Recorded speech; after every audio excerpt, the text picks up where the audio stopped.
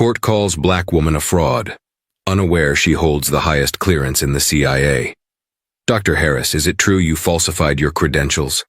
The question hung in the air as cameras flashed, reporters closing in. But Ebony Harris didn't flinch. The prosecution called her a fraud. The media painted her as a liar. No past, no records, no proof of who she really was. But what if the truth was far more dangerous? What if her identity wasn't fake, but classified? Stay with me, because this case is about to unravel in ways no one expected. Lightning streaked the horizon as dawn broke over Washington, D.C., flickering in and out of thick storm clouds. Rain pattered on the courthouse steps, dotting the imposing stone archways with dark circles that glistened beneath the overhead lights.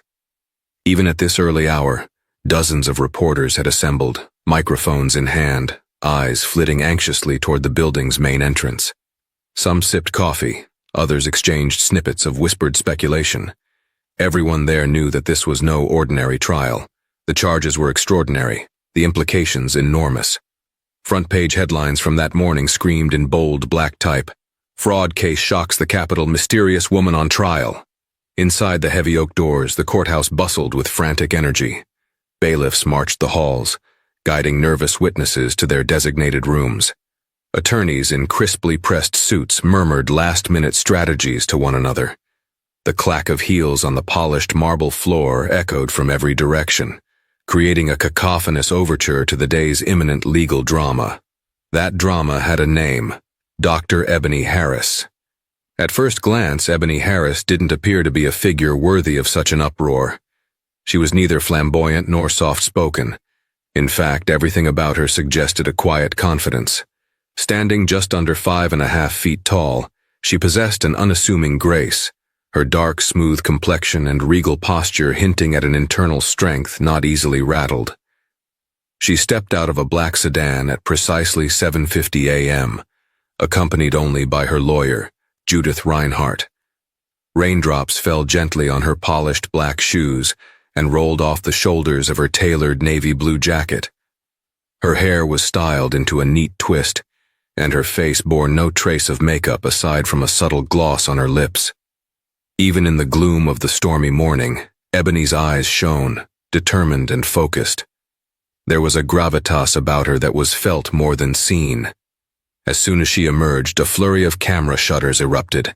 Microphones thrust forward like hungry mouths, searching for a statement, for any reaction. If Ebony was fazed by the media frenzy, she gave no sign. Instead, she raised her chin and glided up the steps toward the courthouse, ignoring the questions hurled her way. "Dr. Harris, is it true you falsified your credentials? Dr. Harris, why are you refusing to talk about your background? Are the rumors about a double life accurate?"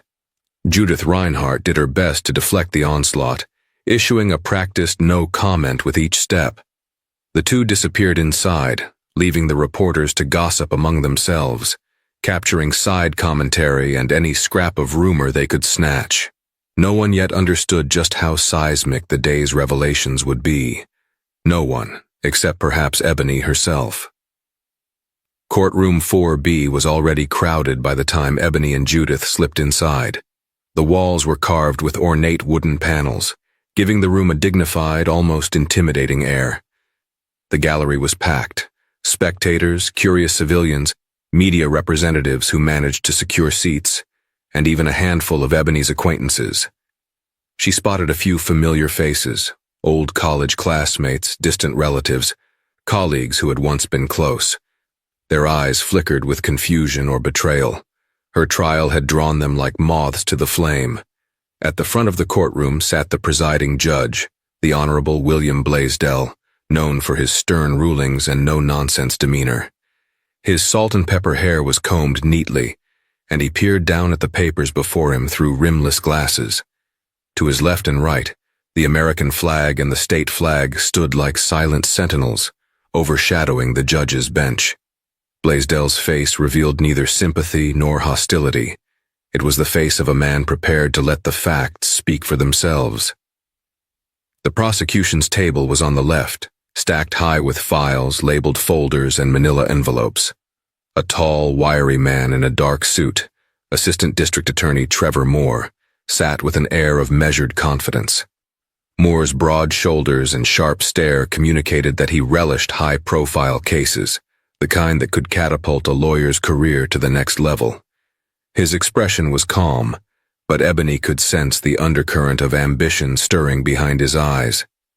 The defense table was on the right, but aside from a few organized files, Ebony and Judith brought far less material.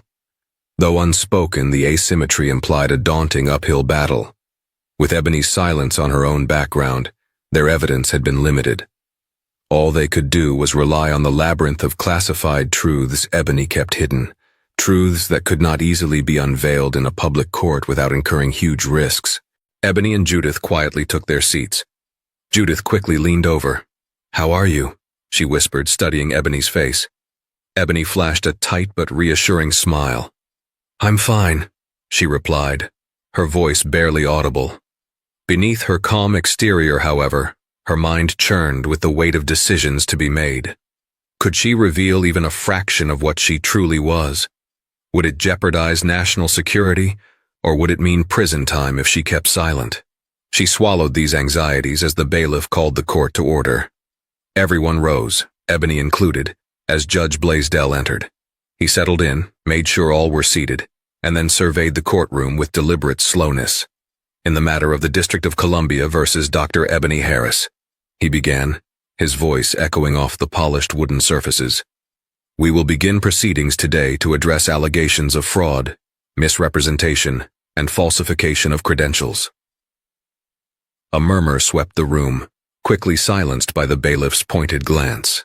The stage was set. The day's revelations would soon begin. At precisely 8:30 a.m., Assistant District Attorney Trevor Moore stood to present the prosecution's opening statement. He paused a moment, letting the gravity of the silence fall over the gallery. "Your Honor," Moore began, turning to face Judge Blaisdell. "Ladies and gentlemen of the jury, we stand here to examine charges of fraud and deliberate misrepresentation perpetrated by Dr. Ebony Harris.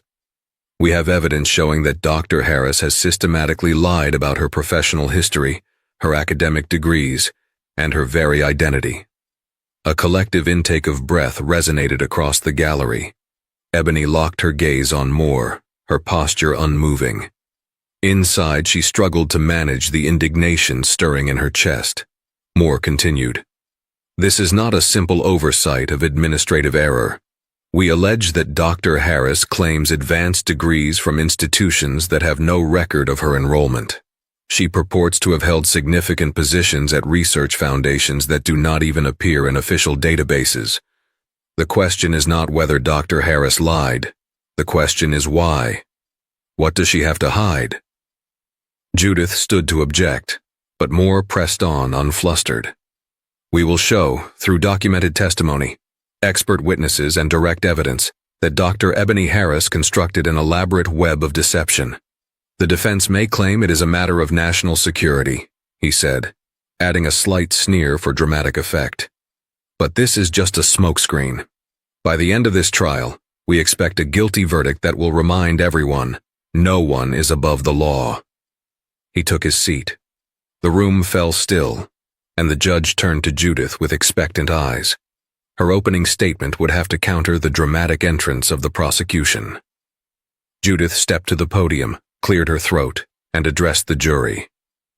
"Members of the jury," she began, "this case is more complicated than it appears. We intend to prove Dr. Harris is not the fraud the prosecution claims.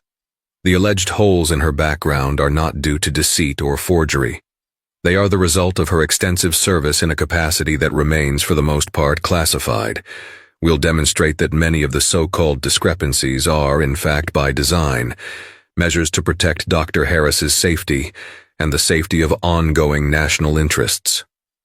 Soft murmurs spread across the gallery. The claim was bold, especially given Ebony's refusal to elaborate on her background outside closed chambers.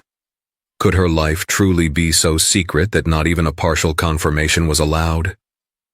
Judith added, "We understand the prosecution feels it has ironclad evidence, but we will show that the absence of records is not proof of wrongdoing. It can be evidence of carefully protected information. She paused, letting her words hang in the air. We have faith that once the truth is fully understood, this court will find Dr. Harris not guilty of any criminal conduct. Judith then quietly returned to her seat, placing a reassuring hand on Ebony's shoulder. Ebony's eyes stared straight ahead, betraying no hint of fear. Whatever happened in these next days would define the rest of her life. She clenched her hands beneath the table, praying that her silent sacrifice would not be in vain. During the mid-morning recess, the courthouse corridors buzzed with speculation. Journalists huddled together, comparing notes, analyzing the two drastically different portrayals offered by the prosecution and the defense.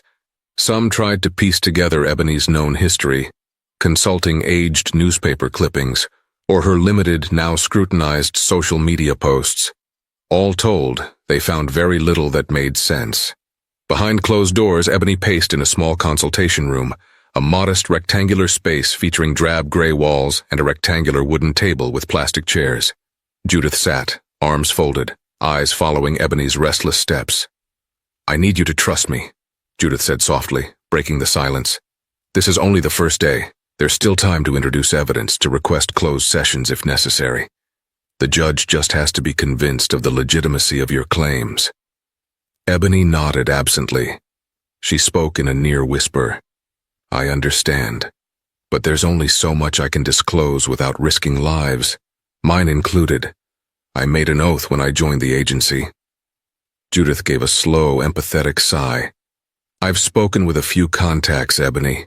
They said it's nearly impossible for us to get those classified documents declassified in time.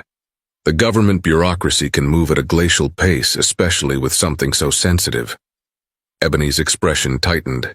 She'd trained for many things in her covert career: infiltration, interrogation resistance, crisis management. But standing defenseless before a court that demanded proof of her identity was not something she'd ever prepared for. "I know," she responded, "but let's see what we can do." They returned to the courtroom, uncertain how the day's testimony would unfold, but resolved to face it head-on. Ebony settled into her seat at the defense table once again, bracing herself for the parade of witnesses the prosecution had lined up. A sign of how high-profile the trial had become was in the very first witness the prosecution called. Dr. Mallory Delacroix, a well-known forensic academic credentials analyst. She was reputed to be the best in her field, able to confirm or debunk a person's claimed educational background with meticulous detail. Dr. Delacroix took her seat on the witness stand, smoothing her collared blouse. She adjusted her glasses and, after being sworn in, nodded at the judge. Moore wasted no time. "Dr. Delacroix, could you please describe your findings about the academic records of Dr. Ebony Harris?" Delacroix, carefully consulting her notes, replied, "After thorough investigation, we could find no official transcripts or enrollment records for Ebony Harris at the universities, where she claims to have earned her degrees. The registrar's offices at each institution have confirmed in writing that they have no student by that name, nor by any other name we cross-referenced, attending or graduating during the relevant years." Moore gave a slow, deliberate nod. "In your professional opinion, is this indicative of administrative error?" "Administrative errors can occur," Delacroix answered. "But to have zero records at multiple institutions where Dr. Harris purportedly studied is extraordinarily unlikely. It suggests that her stated academic credentials are, at best, unverifiable. At worst, they are fabricated entirely." A ripple of unease swept through the spectators. Ebony kept her composure, but inside her chest tightened. She had earned degrees, but they were hidden under the labyrinth of her official cover identities. To reveal them would require unsealing top-secret files, something the government had yet to do, or might never do, especially in open court. The defense had no immediate way to challenge the thoroughness of Delacroix's analysis. Judith stood for cross-examination, offering questions that implied the existence of sealed records and special circumstances. But the academic analyst's stone-cold data was unimpeachable from a purely civilian standpoint. The second witness was a man named Elliot Morgan, who claimed to have once employed Ebony at a private research foundation. He insisted that Ebony had never worked at the foundation, and that her name did not appear on any staff logs, payroll rosters, or project documents. "We cross-checked everything. She didn't exist in our system," Morgan declared. One after another, the prosecution's witnesses hammered home the same overarching theme. Ebony's professional history could not be validated using standard procedures. To the average observer, it looked damning. Under normal circumstances, Ebony might have vigorously contested each point. But those normal tools, public records, letters of recommendation, personal contacts, were not available to someone whose career was, by design, cloaked in secrecy. By the time the day's session concluded, the gallery was rife with speculation. Some whispered that Ebony was a world-class scammer who had finally been caught. Others insisted she was some kind of hidden asset, though that viewpoint was less common and met with suspicion. Ebony walked out of the courthouse that evening with her head held high, though inside, she wondered just how long she could hold on to her secrets before they destroyed her life. That night, Ebony stared at the ceiling from a nondescript apartment she'd rented temporarily near the courthouse. A single lamp on the bedside table cast orange light on the walls, flickering softly. In the darkness, her mind drifted to memories of her first real steps into the covert world she had dedicated her life to. Flashback, years ago. A younger Ebony Harris found herself stepping off a bus at a rural Virginia depot. The farmland stretched in all directions, rolling hills, dense clusters of trees, and a wide-open sky. This was Camp Peary, colloquially known as the Farm, the CIA's clandestine training facility. Dressed in plain workout clothes, Ebony was greeted by an instructor who simply pointed to a row of identical black SUVs parked near a dirt road. Basic training was grueling. Ebony recalled the pre-dawn runs that tested her endurance, the immersive language labs, the countless hours spent analyzing scenario after scenario of plausible deniability. She remembered the hush-hush nature of it all. She was told not to speak of this place or her training to anyone, under penalty of law. Their instructors repeated relentlessly that their identities must stay fluid, their backgrounds adaptable. For an intelligence officer, the hallmark of success was invisibility. Before Ebony entered the Farm, she already possessed advanced degrees in international relations and cryptography, obtained through specialized government-sponsored programs where her presence was concealed behind code names. But the CIA required even more. She had to become a phantom, a ghost who moved between aliases with ease. That was how she learned to operate. That was how she would eventually rise in ranks. Present, now Ebony turned onto her side, glancing at her phone. No new messages, no missed calls.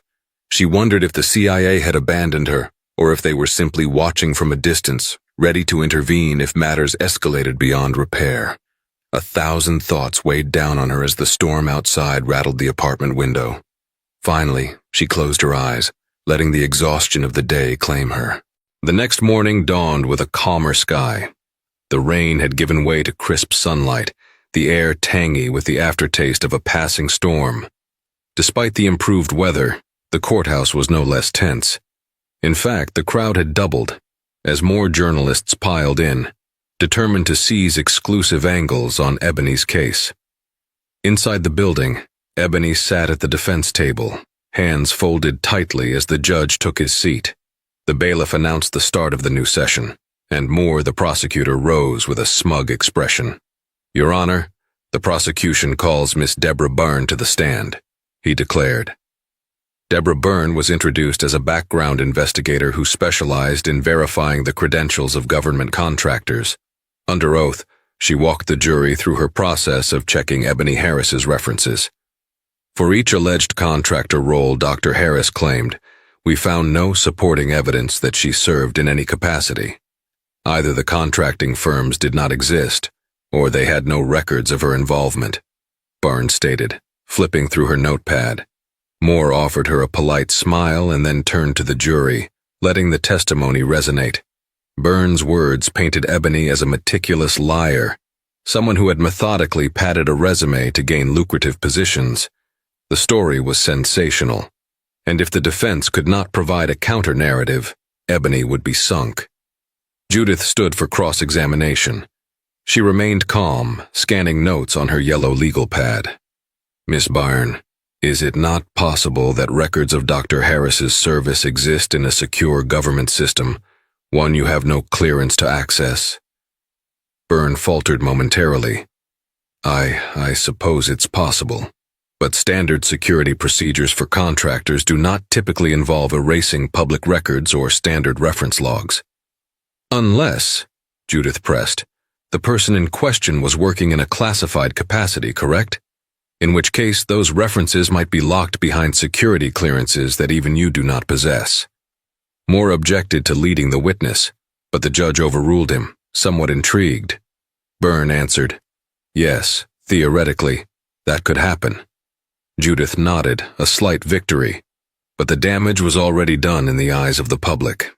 Ebony's story was seemingly absent from civilian life, and the promise of a hidden, highly classified career still seemed too intangible, even far-fetched to many observers. Later that day, Ebony was surprised to find her mother, Charlotte Harris, sitting alone in the back row of the gallery. Charlotte had always been a warm woman, with kind eyes and a gentle spirit, but Ebony had long kept her in the dark regarding her covert work, safeguarding her from potential fallout. Now her mother's face was a mix of worry and confusion. When the court recessed for lunch, Ebony approached her mother quietly. "Mom," she said softly, "you shouldn't have come." Charlotte's eyes brimmed with tears that she struggled to contain. "Baby, I had to.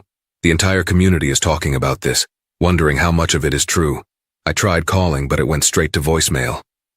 Ebony put a hand on her mother's shoulder, leading her to a quieter corner away from the bustling corridor. "I'm sorry. I didn't want you to worry," she whispered. In that moment, Ebony looked more like a vulnerable daughter than ever before. She swallowed hard, the guilt gnawing at her. "I can't explain everything, but just know I'm not lying about who I am." Charlotte searched Ebony's eyes. "Then why don't you just tell them the truth? Show them the proof. End this nonsense." The desperation in her voice was heartbreaking. Ebony glanced away, hating how she had to keep the truth so heavily guarded. "It's not that simple, Mom. There are people, powerful people, who need my work to remain confidential. National security is on the line." A tear escaped down Charlotte's cheek. She dabbed it away quickly with a handkerchief. "I believe you, Ebony, but I'm scared for you. I'm scared for us." Ebony wrapped her arms around her mother, offering the only comfort she could, a loving embrace. She couldn't reveal more, but for that fleeting moment, the emotional distance she had maintained for years softened under the bond they shared. As the lunch break ended and they returned to the courtroom, Ebony's mind was still on her mother. She wondered if there was a less destructive path, a middle ground that would protect her secrets while safeguarding her freedom. And yet, she remembered some of her operations. If those files were declassified, it would not just reveal her identity. It would expose alliances, methods, and possibly burn foreign assets. She recalled how, in the smoky back room of a cafe in Eastern Europe, she once brokered a contact with a deep-cover informant, risking her own safety. The memory was vivid, the tension of waiting to see if the coded signals they exchanged would be enough to gain his trust. That operation had helped unravel a major terror cell before it struck a U.S. embassy overseas. The formal records of that mission bore a different name for Ebony. Even her physical description had been blurred in official write-ups. Only a handful of top-level CIA officers were aware of her role. How could she possibly lay bare such intricately concealed facts now, simply to save herself from a fraud charge? She sighed and forced her mind back to the present, where the prosecution had just called another witness, intending to slam the final nails into Ebony's coffin. Jeff Carlton was the star witness of the afternoon, a former co-worker from Ebony's earliest days at a small Washington think tank, the Rutherford Institute for Global Policy. At least that was the cover story Ebony had used for a short period. Carlton, a middle-aged man with thinning hair, approached the witness stand with the measured caution of someone torn between telling the truth and sparing an old colleague. "Mr. Carlton," Moore began, "you stated in your deposition that Dr. Harris performed tasks at the Rutherford Institute for Global Policy that seemed out of the ordinary. Could you elaborate?" Carlton cleared his throat, refusing to look at Ebony as he spoke. Yes, Ebony, or at least that's the name she went by, arrived out of nowhere. The institute was small, focused on academic research, but Ebony seemed far more intense. She asked unusual questions, delving into aspects of foreign policy that bordered on intelligence gathering. Then one day she disappeared. HR had no record of her. The entire thing was odd. Moore leaned in. "Did you or any coworker verify her credentials at the time?"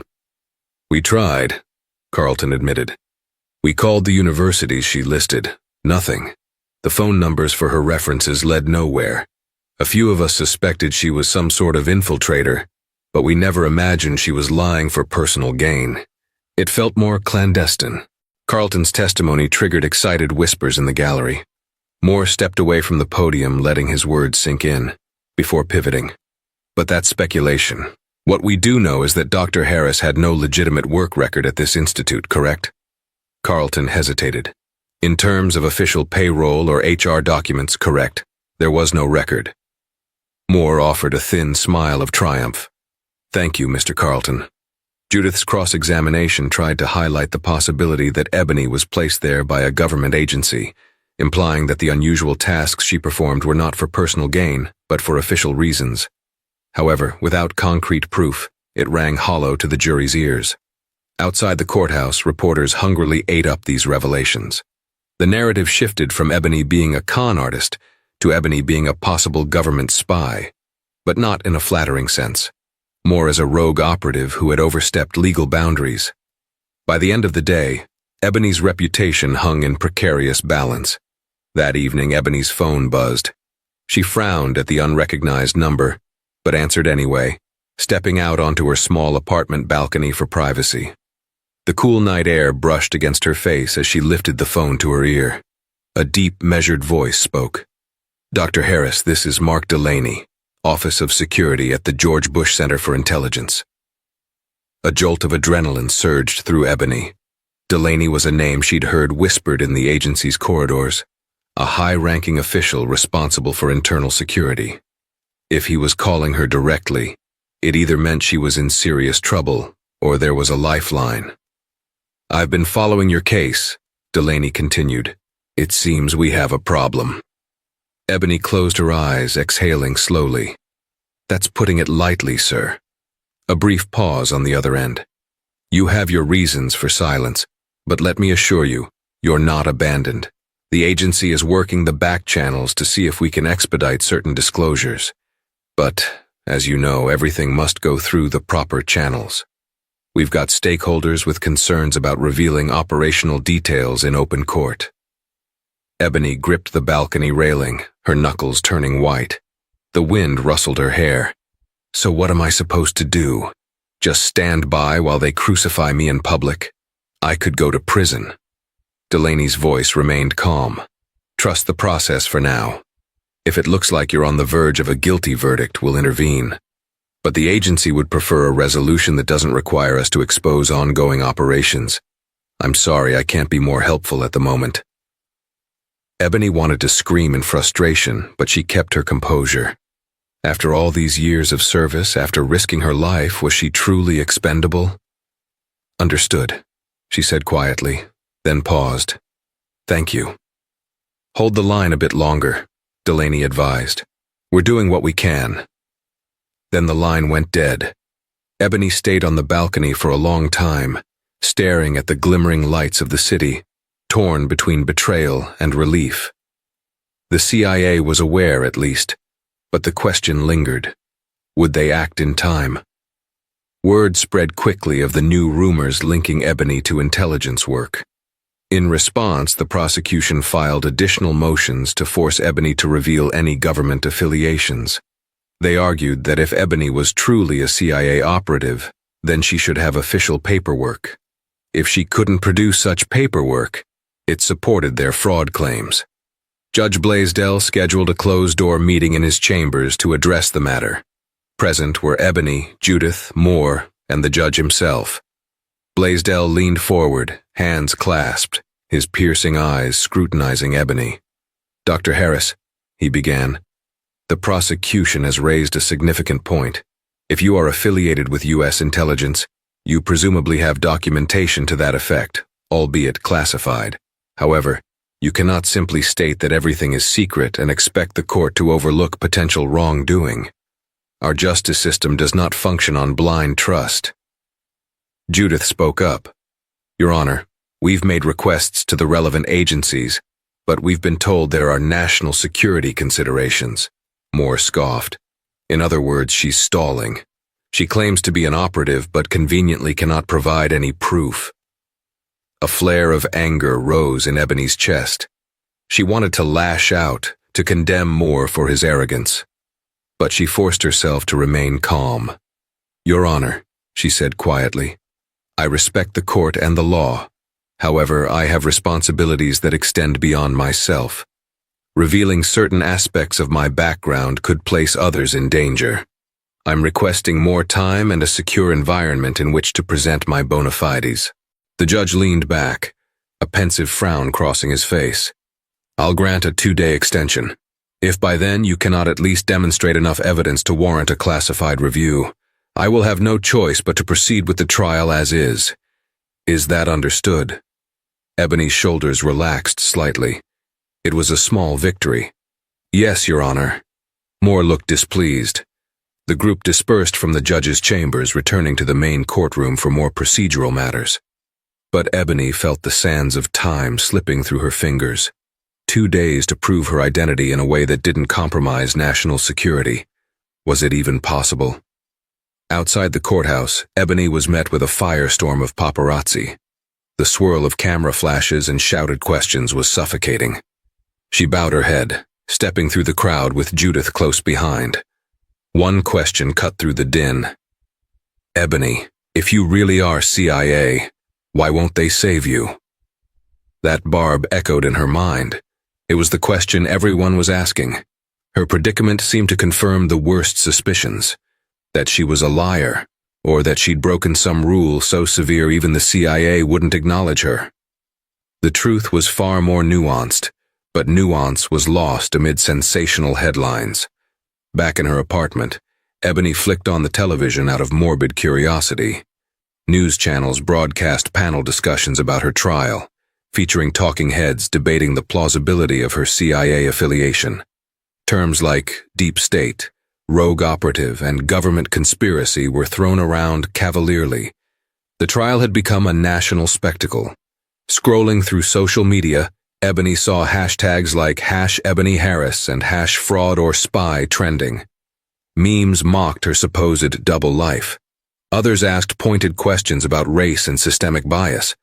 Would a white man claiming a CIA background receive the same immediate skepticism? Ebony felt a surge of mixed emotions. Anger, sadness, resignation, churning inside her.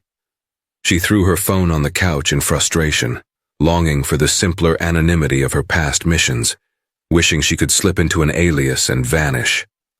But this fight was unavoidable. If she ran, she'd confirm the prosecution's narrative.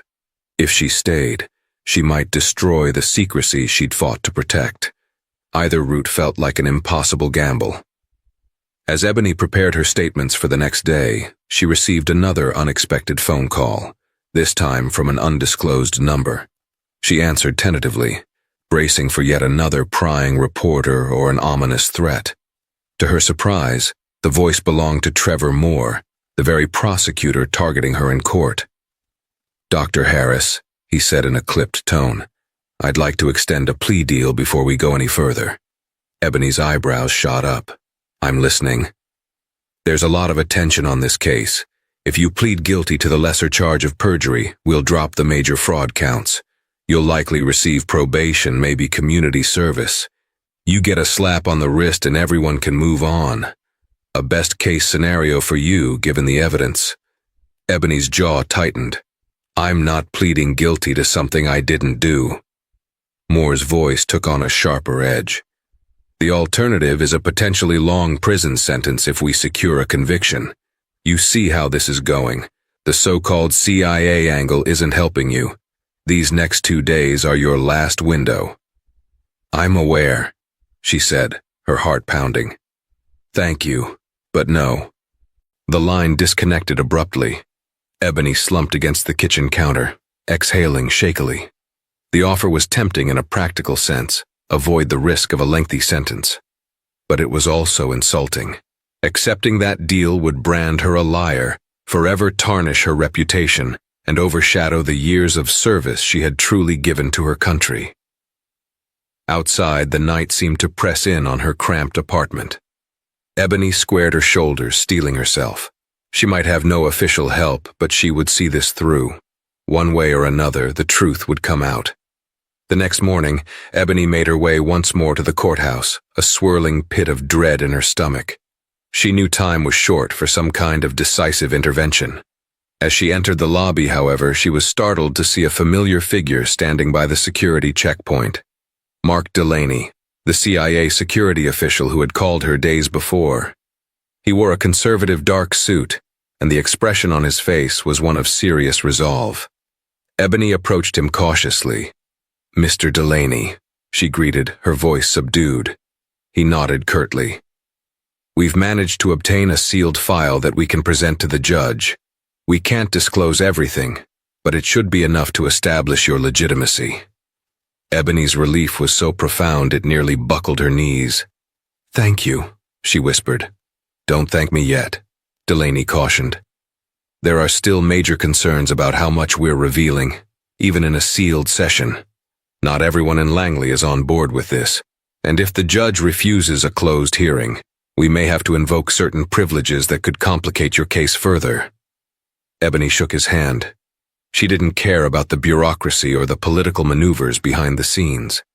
The fact that her superiors were providing any measure of support at all felt like a godsend.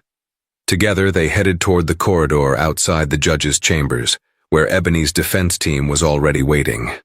The prosecution eyed Delaney suspiciously, but followed them into the judge's private office for the scheduled meeting. Judge Blaisdell sat behind his desk in the cramped, wood-paneled office.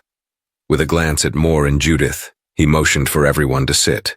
Delaney remained standing, a sealed envelope in hand, the corners marked with official CIA insignia. Blaisdell's tone was measured. "Mr. Delaney, you have some evidence to present?" Delaney handed over the envelope. "These are top-secret documents verifying Dr. Harris's employment history and her responsibilities within the Central Intelligence Agency. They are only to be viewed by you, Your Honor, and should remain sealed from the public record." Moore tensed. "Your Honor, the prosecution objects. We have no opportunity to review these documents ourselves." Delaney's jaw tightened. "Their classification is top secret, SCI. Under no circumstances can these documents be made available for public or general prosecutorial review. They are eyes only for those with the appropriate clearance. Your Honor may confirm their validity, but the content cannot be disseminated." Judge Blaisdell glanced at Ebony, studying her for a moment. Then he carefully opened the envelope, his eyes scanning the first page. As he turned each page, the color seemed to drain from his face. It was as though he'd glimpsed a hidden world he never suspected could exist. Every so often he exhaled sharply or furrowed his brow. When he finally looked up, he cleared his throat. "I see. Mr. Delaney, these materials, they appear authentic. They corroborate certain claims made by the defense. I assume you can verify them?" "Yes, Your Honor," Delaney said. "I certify that Dr. Ebony Harris holds one of the highest security clearances in the agency and has served with distinction in multiple critical operations." The judge lowered the file. "I'm going to need time to consider how to proceed. The question remains whether we can use this information in open court without jeopardizing national security. For now, I'm inclined to call a recess while I consult with appropriate channels." Moore looked livid. "But, Your Honor, the prosecution hasn't been allowed to see." Blaisdell cut him off with an uncharacteristically stern glance. That's enough, Mr. Moore. Until I determine a protocol for handling classified material in these proceedings, you will not have access.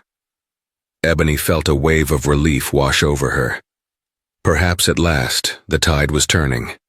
She gave a small nod of gratitude to Delaney, who responded with a barely perceptible tilt of his head.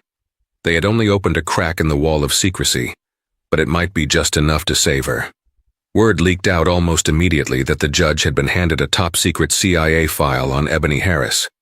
By the time the afternoon session commenced in the main courtroom, rumors ran wild. The gallery was at capacity, with some people standing in the back for lack of seats. Judge Blaisdell returned to the bench, face taut with internal conflict. I have received information relevant to this case that is classified at the highest levels. I am weighing a motion from the defense to restrict certain disclosures in the interest of national security. Therefore, I order an immediate recess until tomorrow, during which I will confer with relevant federal agencies to determine how to proceed. Pandemonium broke out in the gallery.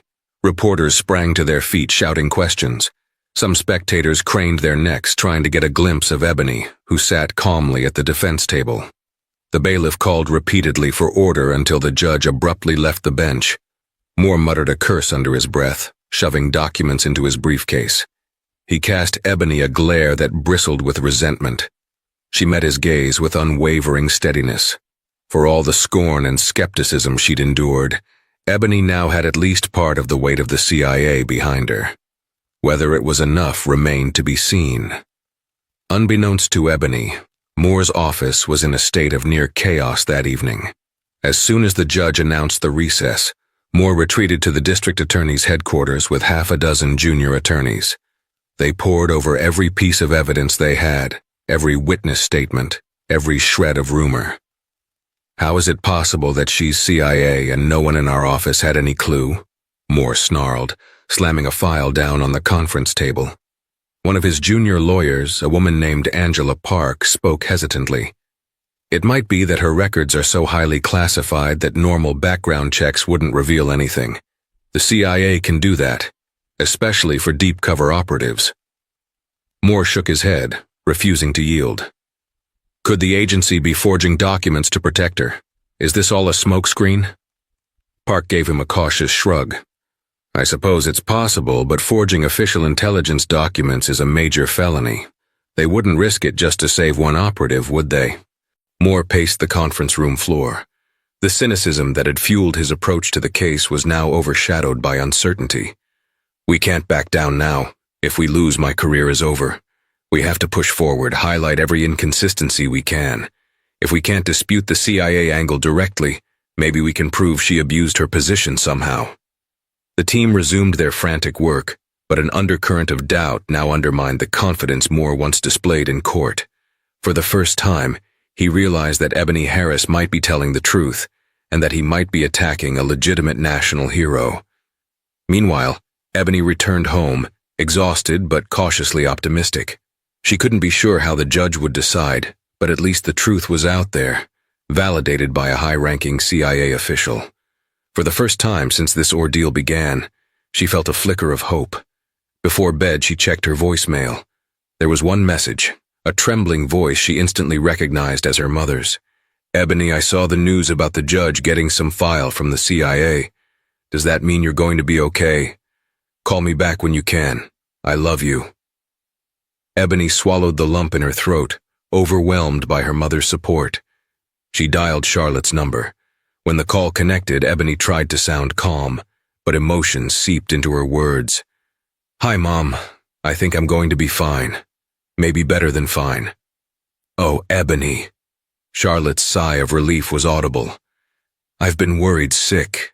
The neighborhood is talking about nothing else, but you know what?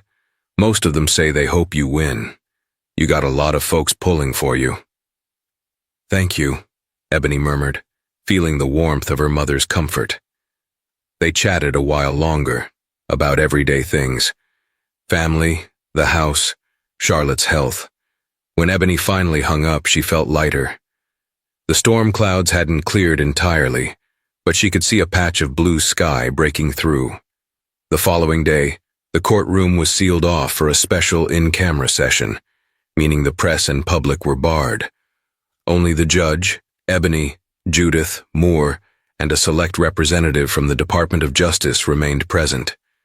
Even the court stenographer was replaced by someone with a higher security clearance, ensuring that the transcript of this meeting would be stored in a classified vault. Judge Blaisdell wore a solemn expression. "Dr. Harris, Mr. Delaney has submitted a request to present more detailed evidence of your CIA tenure, subject to secrecy protocols. However, it is unusual, unprecedented really, for a local court to handle matters of such high classification." Delaney, seated next to Ebony, spoke clearly. "Yes, Your Honor. The agency acknowledges that Dr. Harris served in critical roles. We can confirm she was placed in covert positions across multiple civilian organizations as part of her official duties. These covers were established by the agency and remain sensitive. Disclosing them publicly would compromise ongoing operations and endanger U.S. personnel, as well as foreign assets." Judge Blaisdell turned to the Department of Justice representative, an older woman with stern eyes. "Do you concur with this assessment?" She nodded. "We have verified the authenticity of the materials, Your Honor. Dr. Harris's record is classified for good reason." Moore rubbed his forehead, frustration evident. "Your Honor, this is precisely the problem. If all these records are sealed, how does the prosecution proceed? We can't possibly cross-examine the accuracy of these allegations if they remain locked away." Blaisdell considered Moore's position. "Under normal circumstances, you'd be right, Mr. Moore, but national security interests can supersede the standard discovery rules." Moore shook his head. "So we're at a stalemate." Judith saw her opening. "Not necessarily. We propose that Your Honor review the classified material in its entirety, confirm that Dr. Harris's identity is not fraudulent, and that any anomalies in her publicly available records result from necessary CIA operations. Then you can issue a directive to dismiss the charges, or at least the charges related to fraud and identity misrepresentation. The prosecution can continue with any allegations not covered by the classification." A tense hush fell over the room. The judge tapped his pen on the desk, lost in thought. Finally, Blaisdell spoke. "I will examine the classified file thoroughly. However, I must also ensure there is no evidence of wrongdoing on Dr. Harris's part, no personal enrichment or espionage beyond agency mandates. If I find nothing amiss, I will strongly consider the motion to dismiss." Relief radiated through Ebony. At least the judge was willing to entertain the possibility. At the same time, an undercurrent of anxiety ran through her. Her entire career, all the secret missions and delicate tasks she had performed lay in these documents. Would there be anything in her file that a judge might misinterpret as wrongdoing? They adjourned, the path forward uncertain but hopeful. After a frenetic night of behind-the-scenes consultations, the judge summoned all parties to reconvene in open court the next morning. The gallery was once again packed, with tension so thick it seemed almost a physical presence. Judge Blaisdell cleared his throat, looking uncharacteristically tired. Having reviewed the classified materials submitted by Mr. Delaney, and after conferring with the Department of Justice, I find that significant portions of Dr. Ebony Harris's background are, in fact, verifiably classified. The documents indicate she has operated under multiple cover identities on behalf of the CIA. As such, many of the so-called discrepancies in her resume are not fraudulent, but are official, albeit covert, components of her service. A murmur of surprise and disbelief rippled through the courtroom. Camera shutters clicked rapidly. Reporters scribbled furiously in their notepads. Blaisdell continued, shooting a stern look toward the prosecution. "Therefore, the court finds the prosecution's primary accusations of fraud and misrepresentation to be unsupported, given the newly acknowledged classified status of Dr. Harris's records. These charges are hereby dismissed." Ebony's heart soared. A slight smile tugged at the corner of her mouth, though she tried to maintain composure. Moore stood, face flushed. "Your Honor, this is extraordinary. The prosecution has not been allowed to examine these documents. How can we be sure there's no wrongdoing that's merely being concealed under the guise of classified status? Blaisdell responded with measured gravity. I have personally examined the materials, Mr. Moore. While I cannot disclose their contents, I can assure you that they corroborate Dr. Harris's legitimate government service. The case is effectively closed unless you can produce evidence unrelated to her CIA role that would stand up to scrutiny. Moore glowered. He had no such evidence. His entire case had hinged on the assumption that Ebony was lying. He turned to face the gallery, then shot a resentful glare at Ebony and her defense team. Picking up his briefcase, he strode out in silence. A hush of astonishment lingered as Ebony processed the judge's words. She was free. Free from the weight of the accusations, free to reclaim her life. Yet the knowledge of her true identity would remain sealed, a quiet footnote in the annals of classified documents. The courthouse erupted in a frenzy as Ebony, Judith, and Delaney stepped out. Reporters clamored for statements. Microphones were thrust forward, camera lights blinding. Delaney, with a polite but firm wave of his hand, steered Ebony away from the crowd. Judith, seeing an opportunity to salvage Ebony's public image, paused briefly. All charges have been dismissed, she announced. Dr. Harris has been fully exonerated. The court recognized her history of classified service to our country. That's all we can say for now. The news anchors pivoted from portraying Ebony as a con artist to hailing her potential status as a secret operative. Pundits who had doubted her existence as anything other than a fraud now speculated about the mission she might have undertaken. Social media lit up with hashtags of support. #Harris Vindicated, #CIA Hero, and #Ebony Harris Truth. Behind this public spectacle, Ebony was simply glad to be free from the oppressive weight of false accusations. Delaney escorted her to a black SUV waiting at the curb.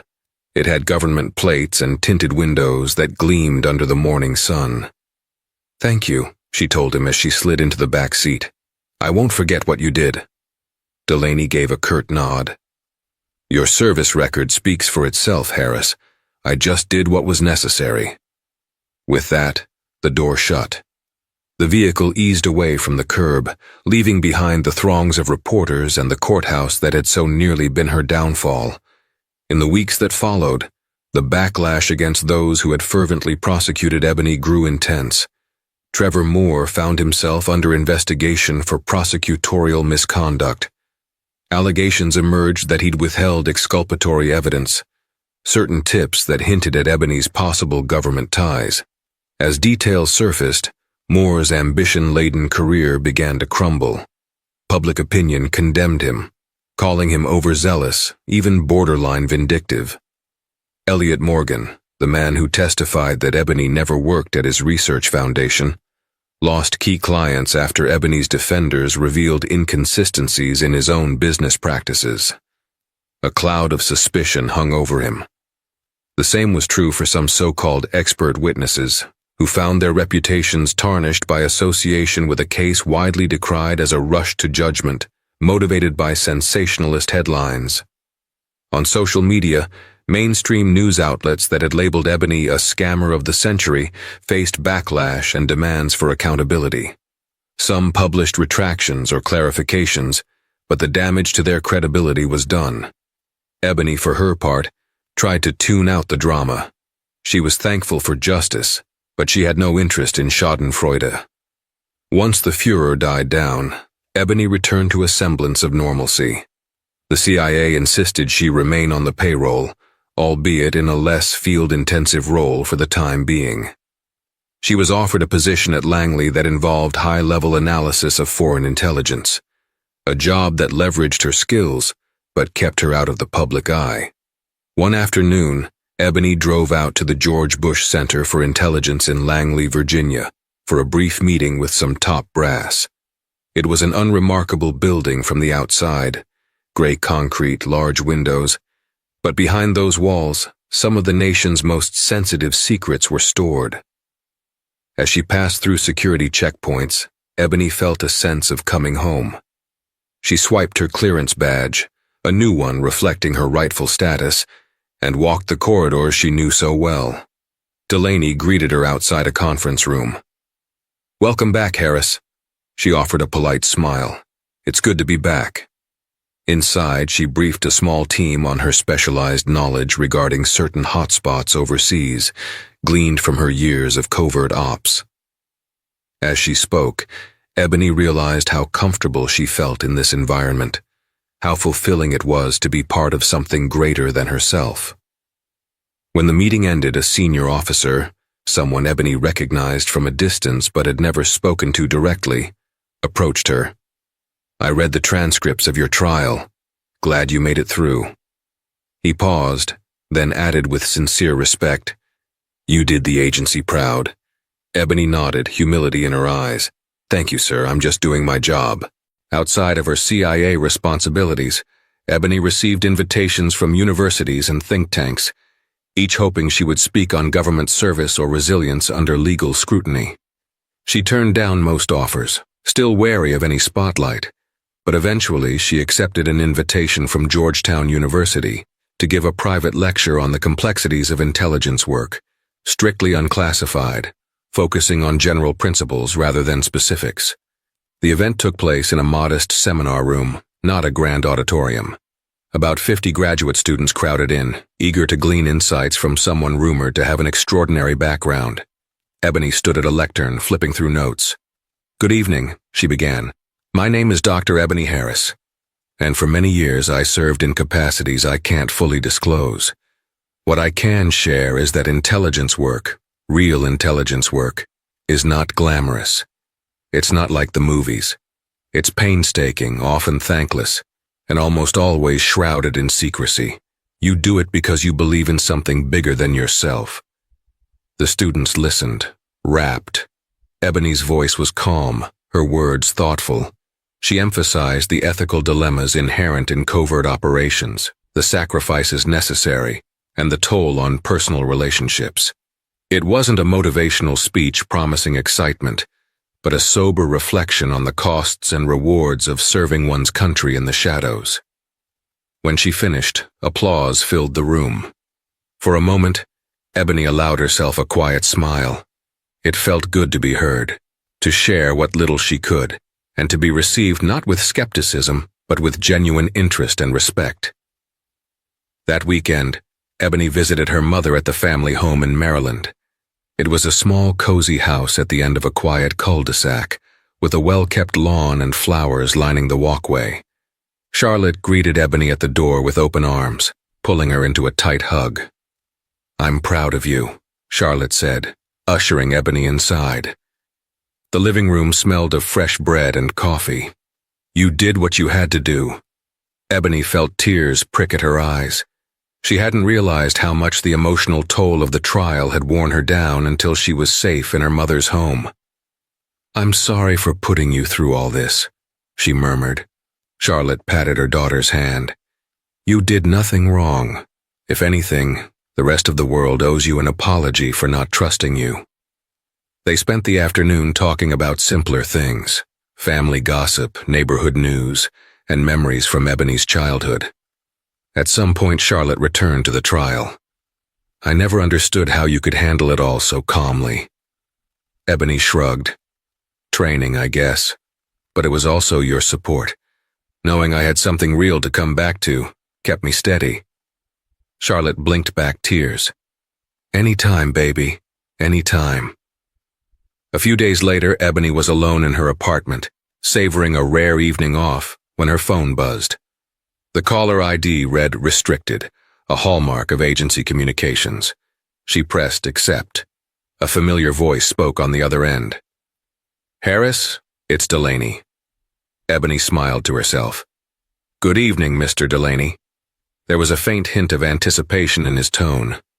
We have a situation overseas that might benefit from your expertise. Nothing immediate, but it's on the horizon. You've gained some notoriety. The agency is willing to deploy you again if you're up for it. Ebony looked out the window at the city lights. She thought about the sacrifices, the secrets, the strain, yet she also recalled the sense of purpose that guided her all these years.